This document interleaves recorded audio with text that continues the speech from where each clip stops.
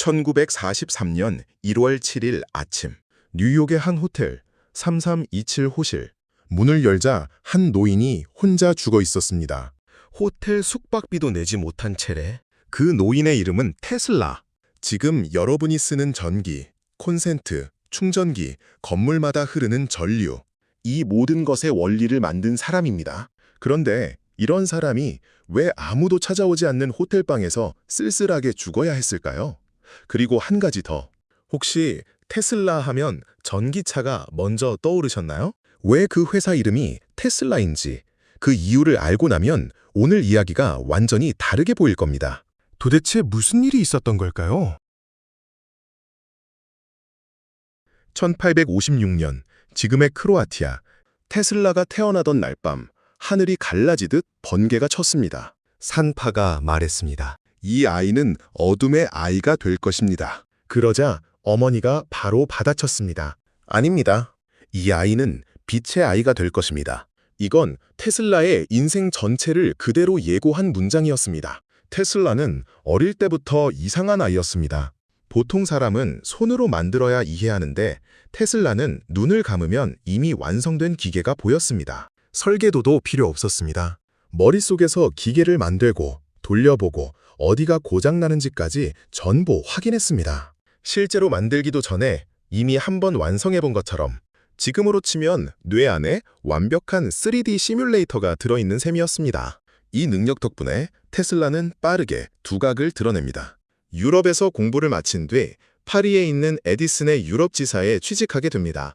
그리고 거기서 그의 인생을 바꿔놓을 한 사람을 만나게 됩니다. 상사였던 찰스 배첼러. 그는 테슬라를 보자마자 확신했습니다. 이 사람은 보통이 아니라는 걸. 그래서 단 한 장의 편지를 써줍니다. 나는 2명의 위대한 인물을 알고 있습니다. 당신이 그 중 하나고 이 편지를 들고 가는 사람이 다른 하나입니다. 이 한 문장을 들고 테슬라는 대서양을 건넙니다. 목적지는 단 하나, 토마스 에디슨. 처음엔 기회처럼 보였습니다. 당시 세계에서 가장 유명한 발명가 토마스 에디슨 밑에서 일하게 된 겁니다. 하지만 두 사람은 전기를 바라보는 방식 자체가 달랐습니다.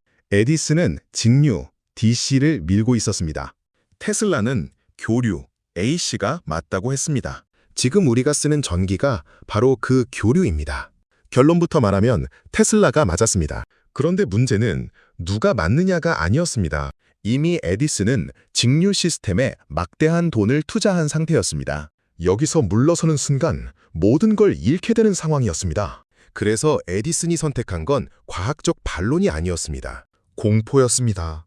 에디슨은 교류가 얼마나 위험한지 보여주겠다며 전국을 돌며 공개 시연을 했습니다. 개를 감전사시켰습니다. 말도 죽였습니다. 교류는 죽음의 전류다. 이 메시지를 언론에 퍼뜨렸습니다. 지금으로 치면 경쟁사 제품이 위험하다고 영상 찍어서 전국에 뿌린 겁니다. 하지만 결국 막을 수 없었습니다. 교류는 장거리 송전에 훨씬 효율적이었고 그 사실은 누구도 부정할 수 없었습니다. 1893년 시카고 만국 박람회. 테슬라의 교류 시스템이 전 시장 전체를 밝혔습니다. 수십만 명이 그 빛을 봤습니다. 전류 전쟁은 사실상 끝나가고 있었습니다. 테슬라가 이겼습니다. 그런데 이상한 일이 벌어집니다. 이긴 사람이 오히려 가난해지기 시작한 겁니다. 그 이유는 의외로 단순했습니다. 테슬라는 멈추지 않았습니다. 이미 다음 단계로 가고 있었던 겁니다. 전선 없이 전기를 보내는 것, 무선 전력 송신. 지금 우리가 쓰는 무선 충전의 원리가 이미 100년 전 그의 머릿속에 있었습니다. 문제는 이 아이디어의 규모였습니다. 테슬라는 뉴욕 롱아일랜드에 거대한 탑을 세우기 시작합니다. 워든 클리프 타워. 전 세계에 전기를 무선으로 보내겠다는 프로젝트였습니다.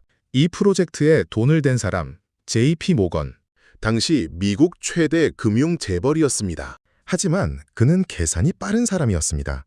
무선으로 전기를 보내는 순간 기존 전선 인프라는 무의미해집니다. 자신이 투자한 모든 사업이 한순간에 무너질 수도 있는 상황이었습니다. 게다가 이미 무선 통신에서는 마르코니가 앞서가고 있었고 테슬라의 계획은 점점 더 커지고 있었습니다. 결국 JP 모건은 자금을 끊어버립니다. 그 순간부터 모든 게 무너지기 시작합니다. 테슬라는 다른 투자자를 찾아다녔습니다. 하지만 아무도 없었습니다. 워든클리프 타워는 결국 완성되지 못한 채 멈춰섰습니다. 그리고 얼마 뒤 철거됩니다. 테슬라가 지켜보는 앞에서, 그리고 여기서 테슬라가 한 선택이 그의 남은 인생을 완전히 결정하게 됩니다.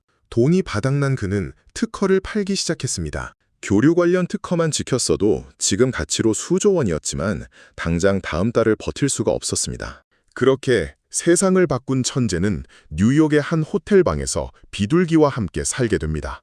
1934년 웨스팅하우스와의 합의로 매달 숙박비를 지원받게 된 덕분에 호텔 뉴요커에 머물 수 있었지만 그것마저도 빠듯한 상황이었습니다. 그리고 9년 뒤 1943년 1월 7일 아침, 호텔 직원이 3327호실 문을 열었고 침대 위에서 테슬라의 시신을 발견했습니다. 테슬라가 숨진 직후 이상한 일이 벌어집니다. 미국 정부 산하 외국인 재상관리국 요원들이 호텔 방으로 들이닥쳤습니다. 시신이 채 치워지기도 전에 방 안에 있던 모든 연구 자료를 전부 압수해버립니다. 왜 그랬을까요? 단순한 발명가의 유품을 가져간 게 아니었습니다. 테슬라가 말년에 붙잡고 있던 건 전혀 다른 종류의 기술이었습니다. 먼 거리에서 비행기를 떨어뜨릴 수 있는 에너지, 전선 없이 전력을 전 세계로 보내는 시스템.